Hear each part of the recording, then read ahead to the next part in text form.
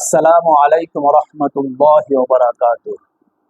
নাহমাদুহু ওয়া নুসাল্লি আলা রাসূলিহিল কারীম। সুপ্রিয় দর্শক ও শ্রোতা, মহান আল্লাহ রাব্বুল আলামিন পবিত্র কোরআনুল কারীমের সূরা বাকারার ৪৫ নং আয়াতে কারিমায় ইরশাদ করেছেন, ওয়াস্তাঈনু বিস-সাবরি ওয়াস-সালাহ ওয়া ইন্নাহা লাকাবীরাতুন ইল্লা আলাল খাশিঈন। অর্থ, তোমরা সাহায্য লও ধৈর্য এবং নামাজ দ্বারা, আর নিশ্চয়ই নামাজ কঠিন কাজ, তবে খুশুওয়ালাদের জন্য নহে। অর্থাৎ প্রয়োজন এবং সমস্যার ক্ষেত্রে তোমরা ধৈর্য এবং নামাজের মাধ্যমে সাহায্য প্রার্থনা করো।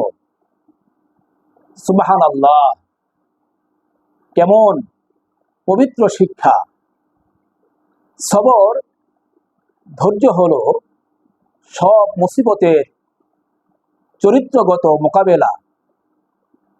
এটি ছাড়া মানুষ কখনো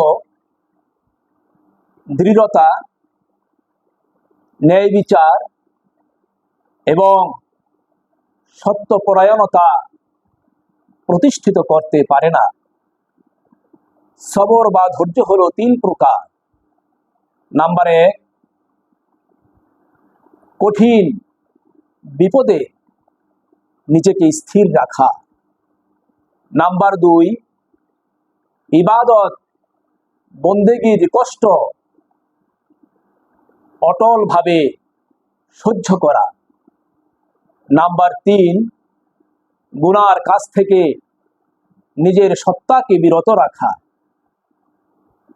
অনেক মুফাসসির বলেছেন, উল্লেখিত আয়াতের সবর শব্দ দ্বারা রোজাকে বোঝানো হয়েছে, কারণ সবর রোজারই পর্যায়ভুক্ত। এই আয়াতে কারিমায় বিপদ মুসিবতে পড়লে তাহলে নামাজের মাধ্যমে, ধৈর্যের মাধ্যমে সাহায্য প্রার্থনার কথা বলা হয়েছে। কারণ নামাজ হলো শারীরিক এবং আত্মিক উভয় ইবাদতের ধারক এবং আল্লাহর নৈকট্য অর্জিত হয় এর মাধ্যমে। হুজুর সাল্লাল্লাহু আলাইহি ওয়াসাল্লাম যখন কোনো মুসিবতে পড়তেন অথবা কোনো গুরুত্বপূর্ণ কাজ তার সামনে এসে উপস্থিত হতো, তখন তিনি নামাজে মশগুল হয়ে যেতেন।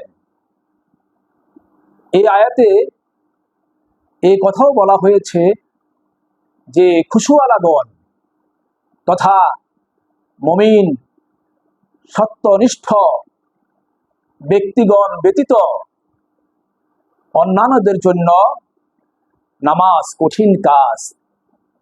তার মানে হলো এই, খুশুওয়ালা ব্যক্তিগণ, মনোযোগী এবং একাগ্রতা অবলম্বনকারীগণ এবং সত্যনিষ্ঠ মুমিনগণের জন্য নামাজ খুবই সহজ।